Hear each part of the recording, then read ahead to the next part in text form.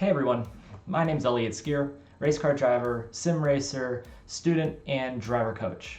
This is something I've wanted to do for a while now, and it's to make a video about how to drive my favorite race car of all time, both in the sim and in real life, and that is the Porsche 991 Cup car. The goal here, of course, is to drive faster, but it's also to drive faster in a more efficient manner. We're looking to become more consistent and to become cleaner with the car. Better tire wear, better lap times, overall having better pace at the end, so when you're at a battle, you're ready to go with it and you can bring home stronger results through and through.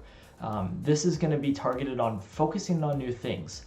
Technique is obviously going to be involved. We're going to be looking at the ideal ways of using throttle manipulation, brake manipulations, maximum steering angles, but even more so, it's about what you're thinking in the car. We're going to be looking at what are you prioritizing through a corner, what are the sequence of events that you're having to go through versus what you should be thinking about and how those can differ.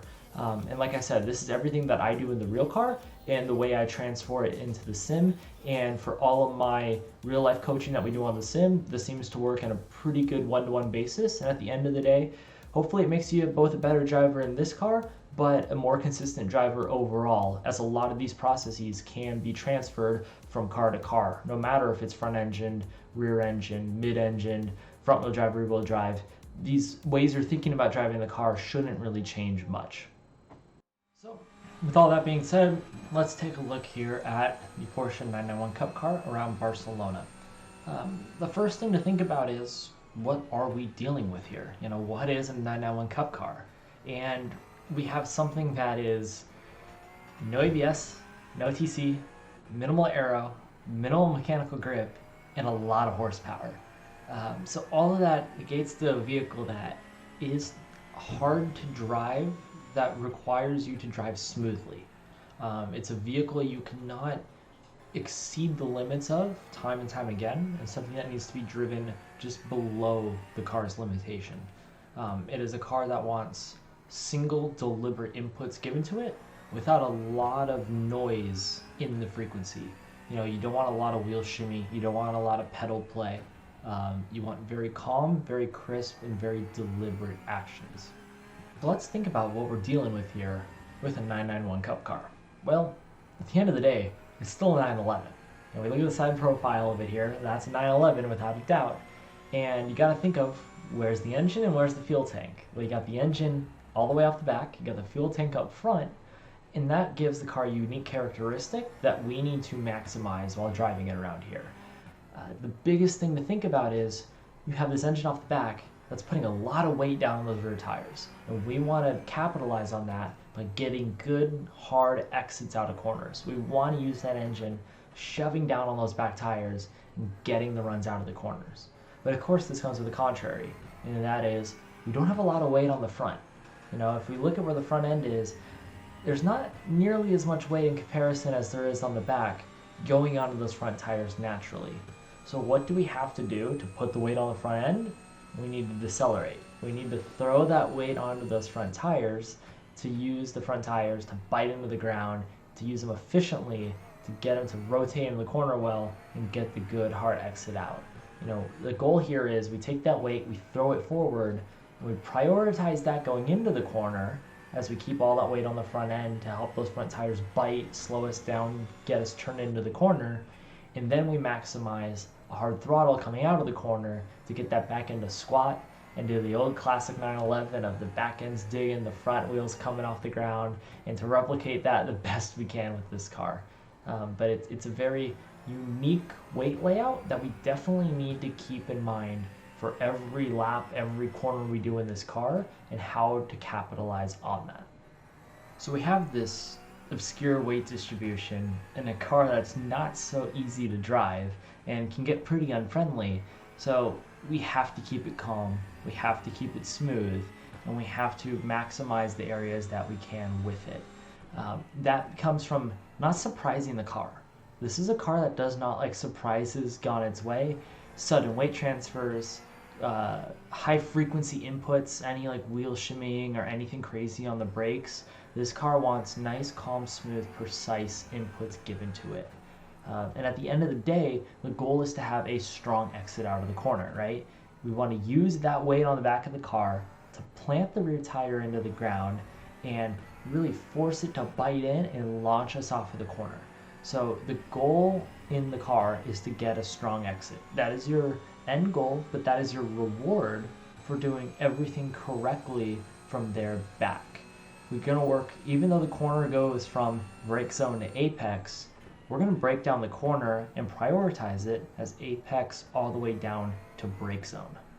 One thing that I really like to think about with this car, with all cars, but especially in this one where everything has to be so clean and so precise, is what I call the margin of error you have as a driver. Everything from your brake zone to your apex, you have small amounts of margin of error to adjust as need be.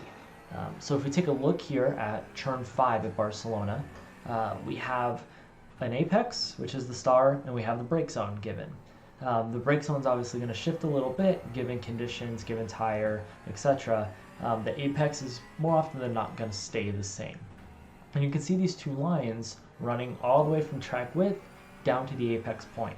And that is what I visualize as a driver's margin of error. Not that they're literal amounts on the track, but in terms of you have that much margin early on to adjust your braking, to trail off a little, to give a little more braking, to adjust your line. And then as you get closer and closer to the apex, you have less time and you have less distance to adjust what you're doing and where you're going to hit a good apex and get the run off. So with that being said, you need to prioritize staying within that margin of error and not always going to one end of it early on, aka an extremely deep brake zone, and trying to stay within that margin of error. Sometimes it's okay to be a little off it early, to stay in that middle zone, and then you just work on keeping it and prioritize keeping it nice and smooth and dead in the middle of that zone of margin of error all the way to the apex. Because the closer in you get, of course, the less room you have to adjust, and the less time and the less mental capacity you have. And so if we look at this, how do you think we're going to prioritize it? Well, of course, everything that has a much smaller margin of error is going to be higher prioritized. Your apex point and hitting that.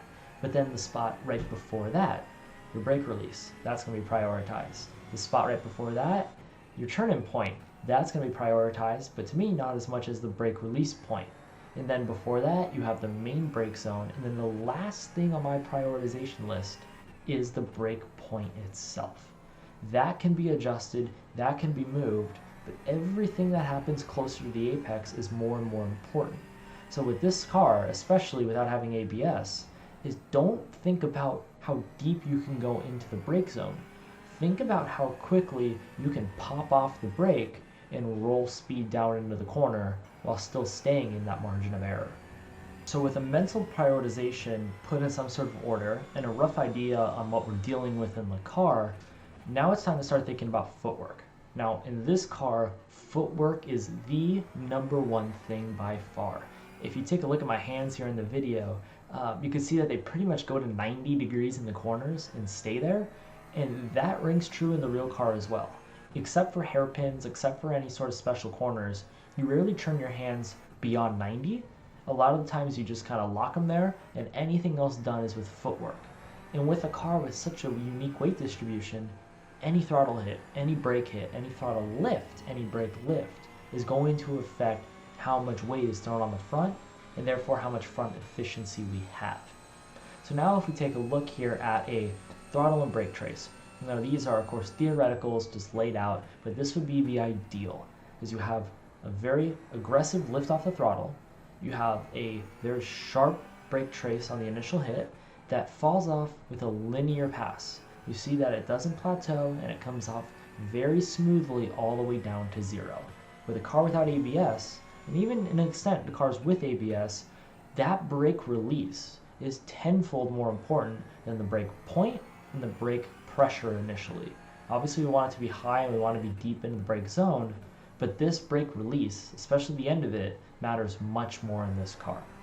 As you can see, there's a period there where there's no throttle or brake, and that's coasting. I am a massive advocate of coasting in this car. These cars love to do the last couple car lengths before the apex with no footwork added at all. you can see in the video here, especially when we start talking through some of the laps, that I let the car coast. You've put that weight on the front end, and any brake is going to overslow the car. So just get off, hold the hands at 90, let the front end bite into the ground, and then have the patience to wait to get back to throttle until you're at apex. Any throttle hits before apex are going to pull that weight off the front, and then the front tires are going to become much, much, much less efficient. So the idea here is that we put the weight on the front and we keep it there and maximize that front going into the corner all the way to the apex. And so then ideally you want to be decelerating all the way to the apex, which sometimes means coming off the brake and just letting the tire scrub do that last little bit of braking for you. All that being said, all the technical ways of thinking about what to prioritize, how the car is balanced, the most ideal ways of getting to throttle and getting to brake. Now let's take a look at 2-3 laps, and I'll just commentate my way through them about what I'm doing and what I'm thinking as I do these laps. For a couple hot laps around Barcelona, I'm going to commentate kind of my thought process as I go through the corners and really looking at the footwork more than anything. So you can see a good brake for turn 1, get into some good pressure, but very conscious about rolling it off and hitting that apex, then doing a big single lift for turn 2, squeeze back to full power for 3, right? I'm getting off it, getting the hands to 90, let the front tires do their job, squeeze back into power as I can. I'm never looking to have maintenance throttle, but I'll give it a little bit of time to roll back into full. Coming in here into 4, hard brake, get it down and tight, let the car do its thing mid-corner, and then you can see I'm squeezing back to full power pretty early, and that's the big goal here. I don't want to give up any time on the exits. I'm trying to make those the best they can be, and then just be as efficient as I can coming into the corner.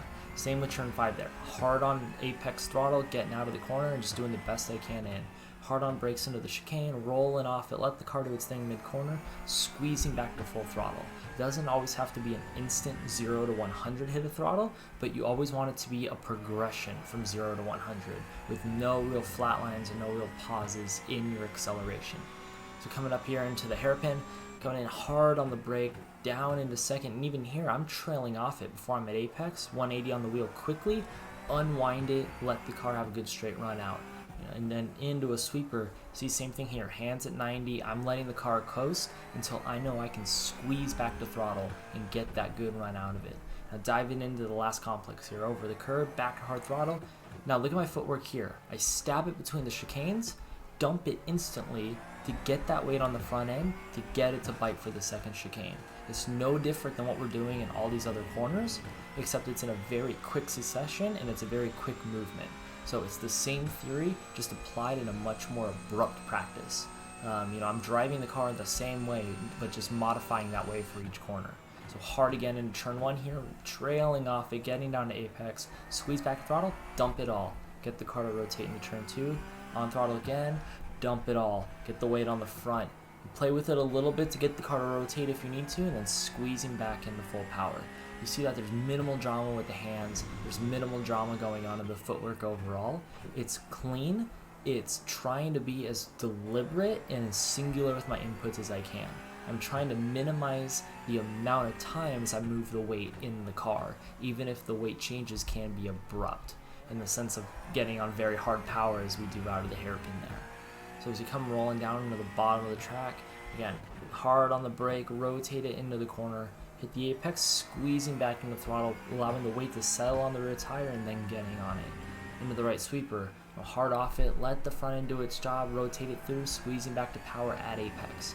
At apex I'm getting back to 50, 60, 70% of the power, and then rolling in the rest if the tire can't take a 0 to 100 full power hit. Through the hairpin, straight in the hands, rolling back into really good power. Coming through here, you see off it, little bit of brake to get the nose to set, and holding a little trail brake if I need that front end to keep biting, and then waiting to squeeze back into hard power. Once coming into the final complex again, get it in, I clip the curve a little, get it back over, hard on the brake, 90 in, full power, release it all, instantly 90 the other way, get the good run out. And third, short shift into fourth as I'm trying to feed in power and be smooth with it. A little bit of a slide, but no big deal as we come across the line to finish another lap around Barcelona. So that's really it for this. Just wanted to go over my general thoughts and the way I approach it, working backwards from the corners, prioritizing these good, hard, strong exits out of corners, and then getting into the corner as quickly and as efficiently as we can without sacrificing that exit. That's the big thing around here. Taking this driving approach, especially with this car, should hopefully make you a little cleaner, a little smoother, one less 1x or one less 2x. But at the same time, it should help you be a little more consistent. You're allowing the car to do a little bit more of the work, and it should give you a little bit less mental processing in terms of trying to wrestle the car, but of just letting it do its thing and having the patience to get back to power when you know you can, because you did everything to set up for that spot beforehand. So just break the corners in half, get into them consistent, get into the corners, hit your apexes, get the good runs off, and keep it smooth. This car loves a nice smooth driving style, and it transfers to all the others. And with all that being said, it's time to kind of end this up video. I'm Elliott Skeer from Apple Apps' Performance. Always available on my website, on iRacing. All my contact info is on there. Happy to answer any questions, thoughts, comments, and have some fun with it. And I hope to see you all in a session very soon.